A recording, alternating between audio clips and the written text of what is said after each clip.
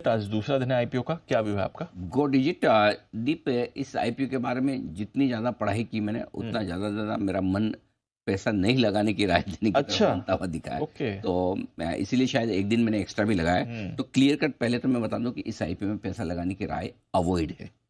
पैसा न लगाएं, लंबे समय बाद किसी आईपीओ पर मैं अवॉइड की राय दे रहा हूँ। जैसा कि नाम बताता है, गो डिजिट इंश्योरेंस, पहला इंश्योरेंस के कारोबार में। और गो डिजिट ये कहता है कि ये पूरी तरह से डिजिटल पर कामकाज करने वाली इंश्योरेंस कंपनी है। पहले मैं आपको कुछ कुछ अच्छी चीज़ें बता दूं इस कंपनी के बारे में जो मुझे पसंद है। प्रोमोटर्स एक्सपीरियंस्ड हैं, उनको इस बिजनेस का कामकाज का अच्छा खासा अनुभव है।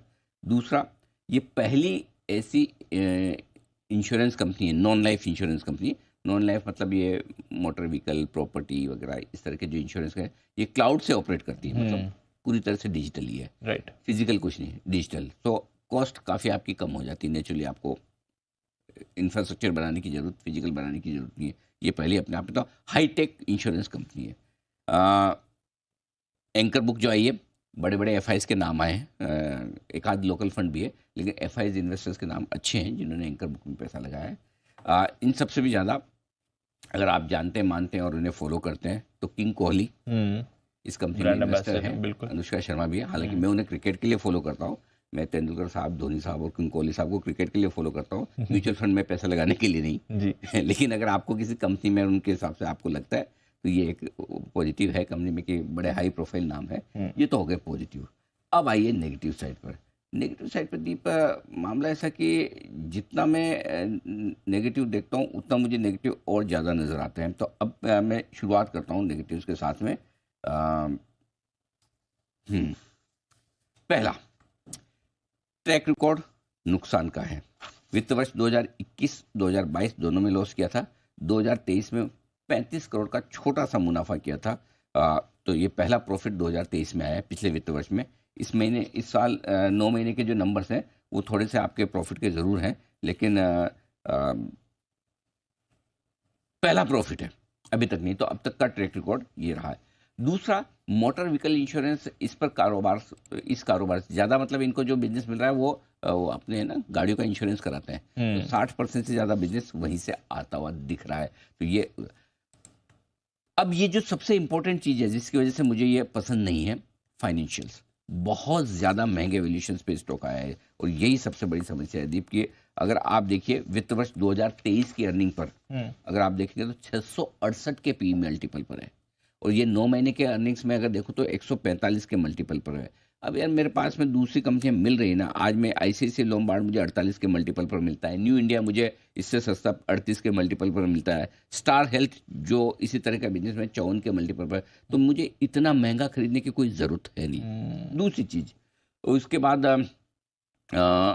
Return on net worth. Return on net worth में भी अगर आप देखें तो जो नेटवर्थ पे इनकी आ रही है वो 1.53 है, इंडस्ट्री के मुकाबले में बेहद कम है। आईसीआईसीआई लोम्बार्ड 16.64 दे रहा है। वाओ।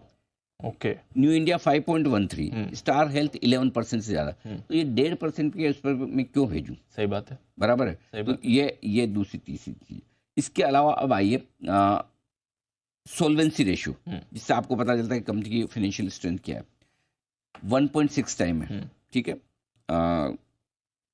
अब आप आईसीआईसीआई लोम्बार्ड का देखिए 2.5 से ज़्यादा, बजाज एयरलाइंस 3.5 से ज़्यादा। तो मेरे ख्याल से वो भी लोअर साइड पर है, तो वो भी एक नंबर है। अब आइए कंपनी का कमीशन रेशियो, जो आप कमीशन देते हैं, राइट, ठीक है, प्रीमियम के सामने।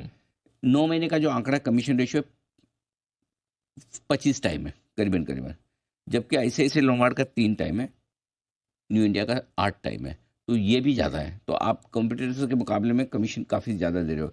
तो ये अब क्या है कि इन सब चीज़ों के चलते मतलब मुझे फाइनेंशियल्स और अच्छा, दूसरा, मैनेजमेंट से बात हुई नहीं, मैनेजमेंट ने इंटरव्यू दिया नहीं मेरे ख्याल से, किसी चैनल को नहीं दिया। तो अब जो हमारे पास जो एनालिसिस जो हम कर रहे हैं वो सिर्फ और सिर्फ डीआरएचपी के बेसिस पे कर रहे हैं। राइट। अब फ्यूचर में कंपनी क्या ग्रोथ करेगी, क्या ये न्यू इंडिया से या बजाज अलायंस से या स्टार से या आईसीआईसीआई प्रू से बड़ा ग्रो कर सकती है? हो सकता है कर सकती हो, करेगी तब देखी जाएगी। लेकिन आप देखिए रेवेन्यू क्या है, गो डिजिट का रेवेन्यू आप देखेंगे, दूसरों का देखेंगे, रेवेन्यू बहुत, मतलब बहुत फर्क है, मतलब इसमें कोई डाउट ही नहीं। तो आप कहाँ 18,000 करोड़ की कंपनी आपके रेवेन्यू वाली आईसीआईसीआई लोम्बार्ड, और कहाँ पर आपका गो डिजिट। तो मेरे ख्याल से अभी भी बहुत स्कोप है इस कंपनी के लिए कैचअप करने के लिए। मुझे लगता है कि क्लियर कट अवॉइड है।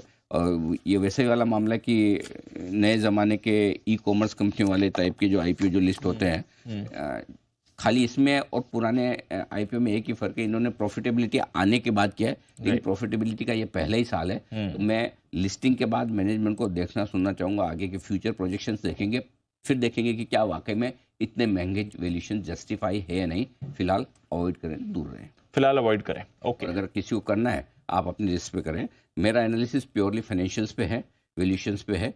अगर किसी को लगता है कि बाद में लिस्ट ऊपर हो जाए, क्योंकि नहीं, कई सारे एफआईएस फंड हैं, उनका इंटरेस्ट है, आप अपने रिस्क लेकर करें अगर करना है तो, मेरी राय नहीं। अंडरस्टूड सर, तो अपने रिस्क के हिसाब से करें, बट अनिल जी की तरफ से अवॉइड की